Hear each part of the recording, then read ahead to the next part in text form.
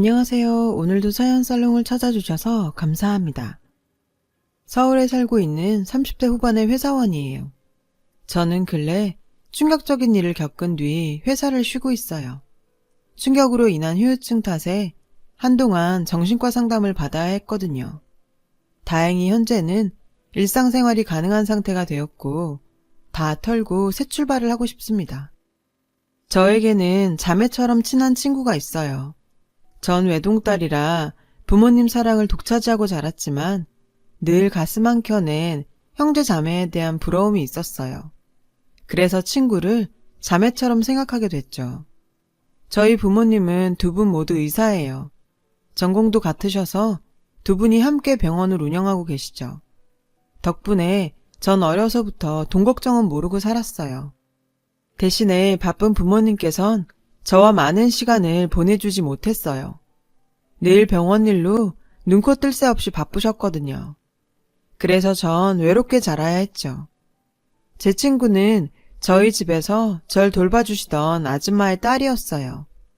그 아줌마는 결혼 전에 보육원 교사를 했었는데 결혼하고 난 후에는 애가 생겨서 일을 관두셨다고 해요. 그래서 용돈벌이 삼아 아이들 돌보는 일을 하시는 거죠. 저 또한 그 중에 한 명이었고요. 아줌마는 자식이 셋이나 있는데 제 친구는 그 중에 막내딸이었어요. 저랑은 나이가 같아서 아줌마가 저희 집에 올 때는 항상 막내딸을 데리고 오셨죠. 그래서 전 아줌마네 막내딸과 거의 같이 컸다고 봐도 무방해요. 동네가 같다 보니 초등학교, 중학교, 고등학교까지 같이 나왔어요. 저희 부모님이랑 그 아줌마는 사이가 좋으셔서 제가 자란 후에도 저희 집에 자주 왕래하셨어요. 자연스레 아줌마의 막내딸은 저와 20년 지기 베스트 프렌드가 되었고요. 어려서부터 항상 같이 지내다 보니 언젠가부터 따로 노는 게 어색할 정도였죠. 놀러도 같이 다녔고요. 성격도 잘 맞아서 자매가 있다면 이런 느낌이 아닌가 생각하곤 했어요. 친구네 집은 저희 집처럼 풍족하지는 않았어요. 그렇다고 못 사는 집도 아니었고요. 자식이 셋인데다 할머니까지 모시고 살아서 생활이 빠듯한 것 같았어요. 그래서 저희 부모님은 제 친구까지 잘 챙겨주셨죠. 심지어 해외여행도 보내주셨어요. 윤정아, 진짜 부럽다. 부모님이 외국도 보내주시고. 난 미국 가는 건 꿈도 못 꾸는데. 제가 방학 동안 미국에 있는 친척집에 가게 되자 친구가 엄청 부러워했거든요. 그런 친구의 모습이 눈에 밟히셨는지 저희 부모님은 제 친구의 미국행 티켓도 함께 끊어주셨어요. 그래서 저와 친구는 방학 기간 동안 미국에서 함께 시간을 보낼 수 있었죠. 이외에도 저희 부모님은 친구를 볼 때마다 용돈도 챙겨주시고 크리스마스에는 제 친구 선물도 매년 잊지 않으셨죠. 애가 살갑고 애교가 많다면서 좋아하셨거든요. 전 무뚝뚝하고 말이 없는 편이에요. 그렇다고 제가 제 친구를 질투했던 건 아니에요. 오히려 그 반대였죠. 나와는 성격이 다른 친구가 부러웠고 친자매였으면 좋겠다고 늘 생각했어요. 그렇게 찰떡처럼 매일 붙어 다니던 저와 친구는 대학에 갈 때가 되자 조금씩 멀어지게 되었어요. 저는 서울에 있는 명문대에 들어갔고 친구는 지방대학에 들어갔거든요. 그렇게 저와 친구는 4년 동안 떨어져 지내게 됐어요. 방학 동안 가끔 만나서 놀기는 했지만 예전처럼 같이 어울려 다니진 못했죠. 대학 4년이 정말 쏜살처럼 빠르더라고요. 저는 학부를 졸업하자마자 대학원에서 석사 준비를 했어요. 그 사이 친구는 휴학을 하곤 학원에 다니며 미용사 자격증을 땄어요. 나중에 네일아트샵을 할 거라면서요. 전 대학원에서 남편을 만났어요. 남편은 꽤 유복한 가정에서 자란 외동아들이었지만 행동이나 말투가 바른 사람이었죠. 공통점이 많아서인가 우린 처음부터 서로 잘 맞았어요. 만난 지 몇 달 안 돼서부터 우리는 서로를 결혼 상대자로 생각했던 것 같아요. 그리고 6개월간의 연애 끝에 결혼을 하게 되었죠. 결혼식은 서울 시내에 있는 인류 호텔에서 올렸고요. 남편과 전 소박한 결혼식을 원했지만 양가 부모님 모두 자식의 하나뿐이라서 결혼식만큼은 성대하게 치러주고 싶어 하셨어요. 그래서 부모님 뜻을 따르게 됐고요. 우리 부부는 둘 다 워커홀릭이라서 아이를 갖는 것보다는 솔직히 일이 먼저였어요. 그래서 자연스럽게 아이는 미룰 수 있는 만큼 미루고 낳기로 합의를 봤었고요. 우린 아이 때문에 일적으로 피해를 보고 싶진 않았거든요. 저나 남편이나 일에 욕심이 좀 많은 편이라서요. 결혼 생활은 타협과 양보가 필요한 건데 그땐 그걸 몰랐었죠. 결혼 생활은 큰 문제 없이 무탈하게 흘러갔어요. 종종 사소한 문제로 말다툼을 벌이긴 했지만 냉전이 그리 오래가진 않았죠. 그 정도는 다들 싸우고 살잖아요. 그러던 어느 날 아이가 생겨버렸어요. 계획했던 게 아니라 정말 의도치 않게 임신을 한 거였죠. 솔직히 저는 기쁘다기보다는 충격적이고 당황스러웠어요. 분명 날짜 계산을 잘 했다고 생각했는데 뭔가 착오가 있었나 봐요. 하지만 어쩌겠어요. 이미 엎질러진 걸. 예상 못했다고 생긴 애를 지울 수도 없는 일이잖아요. 그런 저와는 달리 남편은 무척 좋아했죠. 그동안 말은 안 했지만 내심 아이를 기다려온 것 같았어요. 하지만 전 일을 쉬어야 한다는 생각에 걱정과 한숨만 늘어갔어요. 결국 저는 만삭 직전까지 근무를 했어요. 주위에서는 그런 저를 보고는 독하다는 소리를 좀 했지만 그러려니 하고 넘겼죠. 그리고 감사하게도 자연분만을 통해 무탈하게 예쁜 딸을 얻을 수 있었어요. 낳고 보니 천사가 따로 없더라고요. 왜 부모님이 자식 낳아보면 세상이 달라진다고 하셨는지 알 수 있었죠. 그런데 문제가 생겼어요. 아이를 낳고 복직할 시기가 됐는데 아이를 맡길 곳을 구하지 못했거든요. 양가 부모님들은 아직까지 현업에 계셨기 때문에 부탁드릴 수도 없었죠. 할 수 없이 베이비시터를 고용하는 수밖에 없었어요. 하지만 생판 모르는 사람한테 내 애를 맡기는 게 겁이 나더라고요. 남편은 저보고 차라리 육아휴직을 연장하는 게 어떻겠냐고 하더군요. 솔직히 전 그 말에 화가 났어요. 요즘은 남자들도 육아휴직을 많이 하던데 본인이 휴직할 생각은 안 하고 저한테만 휴직을 권하니 얄밉더라고요. 그래서 전 결혼하고 처음으로 남편한테 크게 화를 냈어요. 자긴 어떻게 나보고 회사를 더 쉬란 소리를 해? 내 커리어는 생각 안 해? 차라리 당신이 육아휴직을 내지 그래. 왜? 눈치 보여서 못하겠어? 똑같은 부모인데 왜 나한테만 강요해? 저라고 내 배 아파 낳은 예쁜 딸을 남의 손에 맡기고 싶겠어요? 솔직히 육아휴직 연장하고 싶죠.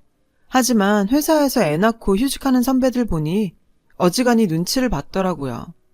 공백이 길어지면 길어질수록 복귀 후 회사에서 차별도 많이 받았고요. 전 빨리 승진도 하고 싶고 가능하다면 임원 자리까지 오르고 싶었거든요. 그런 저에게 휴직은 독이었죠.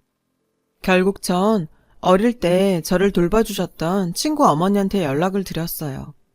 연세가 있으셔서 혹시나 하고 연락을 드린 거였지만 예상대로 거절을 하시니 좀 난감하더라고요.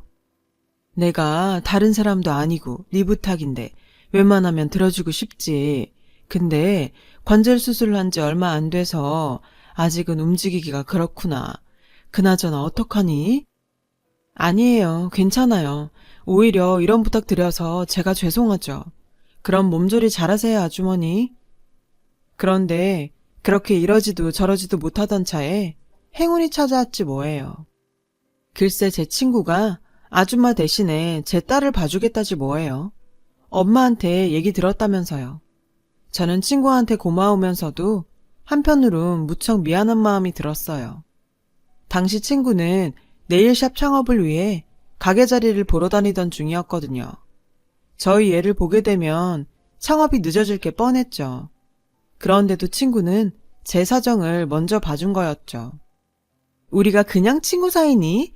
가족이랑 다름없잖아. 나도 네 딸을 친조카라고 생각하는걸. 그러니까 너무 고마워할 거 없어. 마음 편히 회사에 복귀해. 전 친구의 말에 감동해서 펑펑 울었어요. 그동안 정말 마음을 졸였었거든요. 솔직히 누가 이렇게 해주겠어요. 친형제라도 힘든 일이죠. 그래서 더더욱 친구한테 고마웠어요. 전 친구한테 평일 8시부터 오후 5시까지 제 딸을 부탁했어요. 사실상 거의 하루 종일이었죠. 대신 보수는 넉넉히 약속했어요. 하지만 친구는 돈은 안 받겠다더군요. 그래도 어떻게 그래요. 그래서 전 안 그러면 내가 미안해서 애 못 맡긴다고 그냥 받아달라고 했어요. 무엇보다 가까운 사이일수록 돈 문제는 확실해야 한다고 생각하거든요. 그런데 생각지 못한 문제가 있었어요. 친구 집에서 저희 집까지 승용차로 2시간 가까이 걸린다는 거였죠.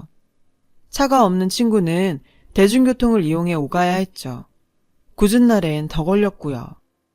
첫 한 달 동안 친구는 왕복 3시간 넘게 지하철과 버스를 타고 저희 집을 오갔어요. 그러는 바람에 친구는 파김치가 되었죠. 이렇게는 안 되겠다 싶더라고요. 그러자 남편은 차라리 제 친구를 입주 베이비시터로 들이자는 제안을 했어요. 사실 저도 그러고 싶었지만 남편이 불편할까봐 말도 못하고 있었거든요. 그런데 먼저 얘기를 꺼내주니 고마웠죠. 하지만 친구는 완강히 거절했어요. 아무리 그래도 젊은 부부가 사는데 피해를 줄 수는 없다면서요. 하지만 저희 끈질긴 설득 끝에 친구는 저희 집으로 들어오기로 했어요.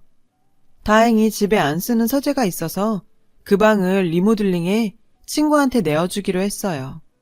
제가 회사 동료한테 이 얘기를 했더니 걱정을 많이 하더라고요. 아무리 친구 사이라지만 젊은 여자가 베이비시터로 상주하는 건 좀 찜찜하지 않겠냐고요. 영화나 드라마를 보면 종종 그런 상황에 문제가 생기더라고 말이죠.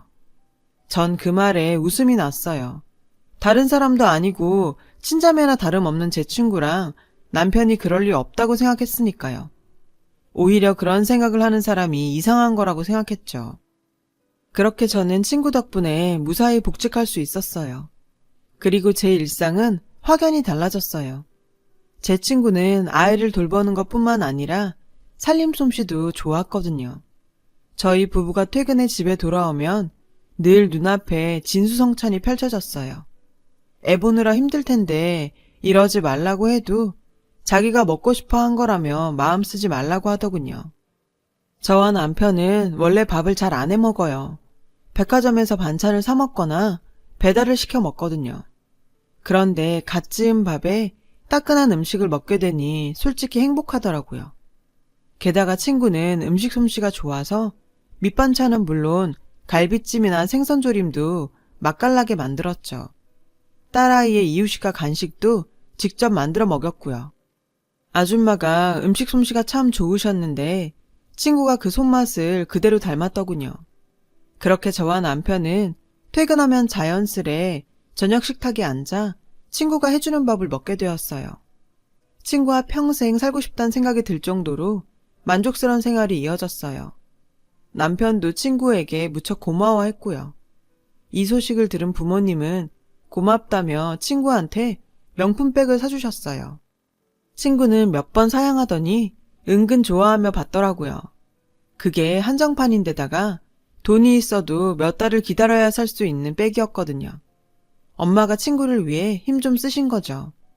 그런데 이상하게도 그 즈음부터 저와 남편 사이가 멀어지기 시작했어요. 남편과의 대화 시간도 줄어들었고 일상적인 대화를 해도 더 이상 이어지지 않고 뚝뚝 끊겼죠. 의도적으로 절 피하는 것 같기도 했고요. 전 이 얘기를 친구한테 했어요. 그러자 친구가 너무 걱정 말라더군요. 원래 여자가 애를 낳으면 남편들이 아내한테 겁을 낸다나요? 그게 무슨 소리야? 부인이 자기 애를 낳았는데 남편이 왜 겁을 내? 나도 잘 모르겠지만 남편한테도 적응할 시간이 필요하겠지. 깊게 생각하지 마. 전 친구의 말이 이해가 되지 않았어요. 하지만 확실히 애가 생기고 나서 예전에 비해 우리 부부의 생활은 많이 변했어요. 전에는 둘이서 분위기 좋은 레스토랑도 가고 데이트도 종종 했는데 이제는 아이가 주가 돼버렸거든요. 당연한 거지만요. 생각해보면 제 자신도 많이 변했고요. 일단 외형적으로 살이 좀 쪘고 외모에도 전보다 신경을 덜 쓰게 되었죠. 거울 속에 비친 제 자신을 보니 제가 아닌 것 같더라고요. 그동안 절 돌보지 않은 티가 많이 났죠. 그래서 관리를 하기로 마음 먹었어요. 1:1 필라테스 수업을 등록했고 피부과 이용권도 구매했어요. 샵에 들러 염색도 하고 파마도 했고요. 돈이 없는 것도 아닌데 이 간단한 걸 왜 안 하고 살았나 싶더군요.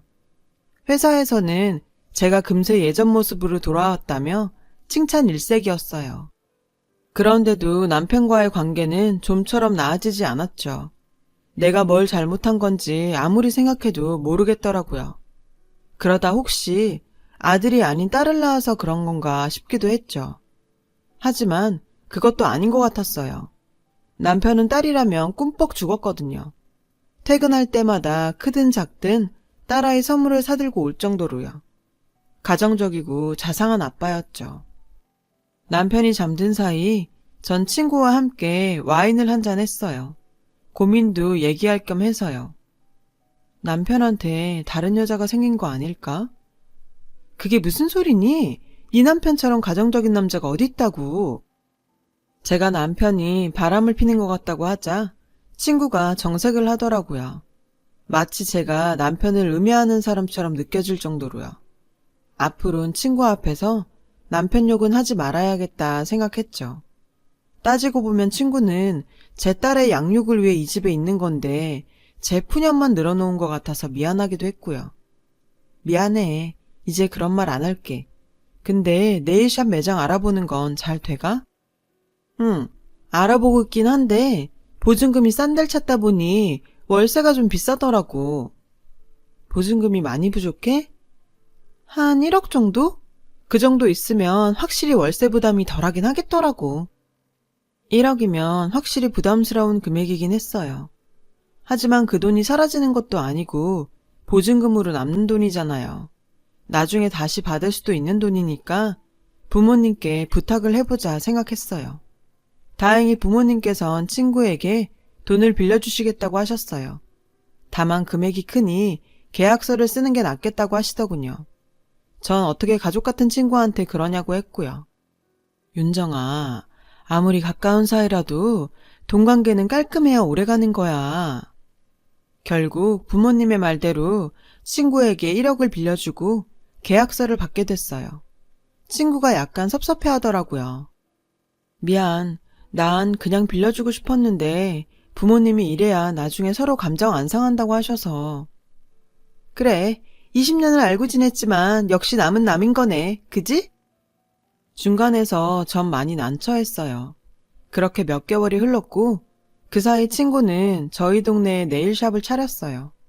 마침 저희 집에서 가까운 상가에 딱 좋은 매물이 나왔거든요.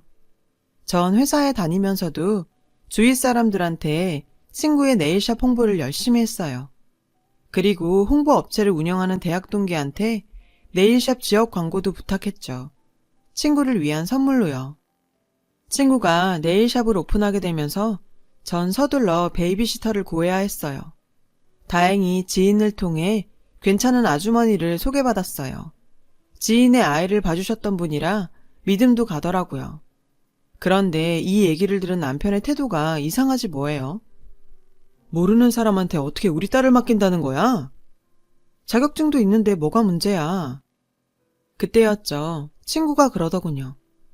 직원 두고 하는 거라서 애 보는 건 계속 할 수 있어. 게다가 샵 근처에 집도 구해야 하는데 마땅히 지낼 곳도 없고. 그 순간 전 뭔가 있다는 생각이 들었어요. 이제 막 오픈하는 샵을 친구 딸을 보면서 운영하겠다고요? 그게 말이 돼요? 게다가 남편의 행동도 이해가 안 갔어요. 아무래도 남편과 제 친구가 저 몰래 숨기는 게 있는 것 같았죠. 생각해보니 그동안 남편과 제 친구는 단 둘이 마트에 장을 보러 가는 경우도 많았고 제가 야근을 할 때면 둘이서 술을 마시는 날도 있었거든요. 사이가 좋아서 그런 거라 생각했는데 이제 보니 모든 게 의심스럽더라고요. 전 그날 밤 쉽게 잠들지 못했어요. 한 새벽 1시쯤 되었을까요? 남편이 침대에서 일어났어요. 그리곤 제가 자나 확인하려고 손을 제 눈앞에 갖다 댔죠. 반응이 없자 남편은 조심스레 거실로 나갔어요. 전 그런 남편 뒤를 쫓았어요. 집안은 온통 캄캄했고 남편은 보이지 않았죠. 그때 희미한 말소리가 들렸어요. 친구의 방에서요. 전 소리 죽여 친구의 방 쪽으로 갔어요. 안에서 남편과 친구 목소리가 들렸죠. 미쳤어? 들키면 어쩌려고? 자는 거 확인했어. 하마처럼 쿨쿨 자더라. 맙소사. 남편과 제 친구는 제가 방문 앞에 서 있는지도 모르고 안에서 관계를 갖고 있었어요. 전 방으로 돌아와 이불을 뒤집어 쓰고 소리 없이 눈물을 펑펑 쏟았죠. 20년 지기 친구와 남편이 그런 사이라니. 게다가 제가 버젓이 있는 집에서 그런 짓까지 벌였다는 게 도저히 용서가 안 됐어요. 다음날 전 회사에 휴가를 냈어요. 그리고 전자상가에 들러 녹음기와 소형 카메라를 여러 개 구입했어요. 그리고는 퇴근 시간에 맞춰 집에 돌아왔죠. 저는 태어난 척 친구한테 옷이라도 사입으라고 상품권을 주었어요. 친구는 상품권을 들고 바로 쇼핑을 하러 가더군요. 그 사이 전 집안 곳곳에 소형 카메라를 설치했어요. 그리고 일주일 뒤 전 차 안에 앉아 녹화된 영상을 확인했죠. 이 짐승 같은 것들이 제가 없는 틈을 타 제 집에서 부부 행세를 하고 있더군요. 더군다나 안방 내 침대에서도 더러운 짓거리를 했더라고요. 제 뒷담화를 나누면서요. 그리고 돈 이야기도 오고 갔어요. 친구는 제 남편을 수호천사라는 애칭으로 부르며 매장 인테리어비며 이런저런 돈을 요구했고 남편은 그런 친구를 꽃돼지라 부르며 돈을 주더군요. 우린 언제까지 이렇게 몰래 만나야 해? 좀만 참아. 해외 발령 신청했으니까 그때 같이 가자. 윤정인 일에 미친년이라 조기 유학 핑계로 내가 애 데리고 간다고 하면 오히려 좋아할걸? 아예 외국에서 살림 차릴 생각까지 하는데 정말 욕지기가 일더군요. 게다가 내 딸까지 지들 더러운 짓거리에 이용하려 들다니 용서가 안 됐어요. 두 년놈을 갈기갈기 찢어 죽이고 싶었죠. 전 이 영상을 어떻게 활용해야 좋을지 고민했어요. 그러다 좋은 아이디어가 떠올랐죠. 전 디데이를 기다리며 남몰래 준비를 해나갔어요. 드디어 딸아이 돌잔치 날이 됐어요. 일찌감치 남편한테 말해서 남편 회사 사람들과 시부모님 지인들을 잔뜩 초대했죠. 하지만 친정 부모님과 제 지인들은 부르지 않았어요. 친구는 제 딸의 돌잔치를 자기 일처럼 나서서 진행하더군요. 잠시 뒤 자기한테 어떤 일이 일어날지도 모르는 채로요. 그때 친구네 가족들이 도착했어요. 제가 모두 초대했거든요. 친구는 본인이 이 자리의 주인공이냐 새 신부처럼 화사하게 차려입었더군요. 절 잘 모르는 남편의 회사 사람들은 친구가 남편 와이프인 줄 알고 인사할 정도였어요. 드디어 딸아이의 성장 과정을 담은 동영상을 상영하는 시간이 됐어요. 전 준비한 USB를 업체 직원에게 넘겨주었죠. 그리고 동영상이 상영되자 식장은 아수라장이 됐어요. 스크린에서 남편과 친구가 알몸으로 제 방 침대에서 더러운 짓거리를 벌이는 게 고스란히 흘러나왔거든요. 제 친구는 비명을 질렀고 남편은 영상을 끄려고 허겁지겁이었죠. 다행히 남편은 영사 기계를 강제로 껐지만 이미 모든 사람들이 다 본 뒤였죠. 남편의 회사 사람들이 수군댔어요. 시부모님은 남편에게 달려가 이게 무슨 일이냐고 성을 내셨죠. 너 설마 니네 애를 봐주던 저 여자랑 바람난 거냐? 그런 거야? 엄마, 그게 아니라 내가 당한 거야. 저 꽃뱀이 날 꼬셔서 그런 거라고. 남편은 궁지에 몰리자 친구를 꽃뱀으로 몰더군요. 뭐? 네가 먼저 꼬셨잖아. 니네 마누라 답답하고 재미없다고. 그때였죠. 누군가 달려들어 짝 소리가 나게 친구의 뺨을 쳤어요. 다름 아닌 친구의 엄마였죠. 내가 널 그렇게 키웠니? 어떻게 인겁을 쓰고 이런 짓을 할 수가 있어? 어? 이게 누구 때문인데? 그러게 엄마 왜 없는 형편에 애는 줄줄이 싸질렀어. 내가 이렇게 된 건 다 엄마 때문이라고. 제 친구의 막대먹은 말에 친구의 어머니는 쓰러지셨어요. 그 바람에 구급차가 출동했고 제 딸의 돌잔치는 그렇게 난장판이 되었어요.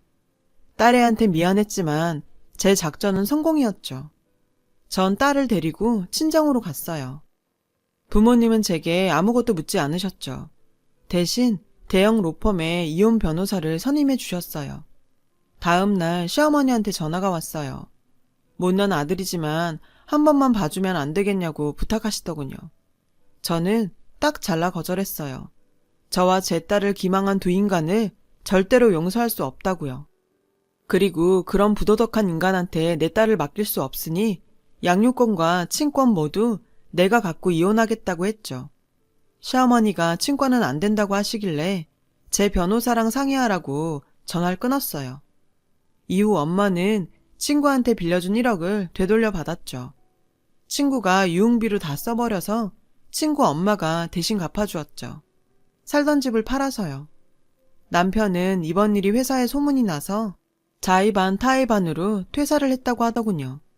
원래는 지방으로 발령이 났는데 자긴 그런 데서 못 산다고 사표를 냈다나요. 정신 차리려면 아직 멀었죠. 그리고 전 회사에 육아휴직계를 냈어요. 승진보다 중요한 건 제 딸이라는 걸 뒤늦게 깨달았거든요. 많은 것을 욕심내다간 모든 것을 잃을 수 있다는 것도 알게 되었으니까요. 조금 일찍 알았다면 좋았을 텐데 말이죠. 현재 남편과 살던 집은 처분하고 딸아이와 함께 부모님의 집에 들어와 살고 있어요. 부모님께는 많이 죄송하더라고요. 다 큰 딸이 심려를 끼쳐드리게 돼서요. 하지만 전 제 선택에 후회는 없어요. 실패가 두려워 참고 살기엔 제 인생이 너무 아깝거든요. 제 딸의 미래를 위해서라도 이게 최선인 것 같아요.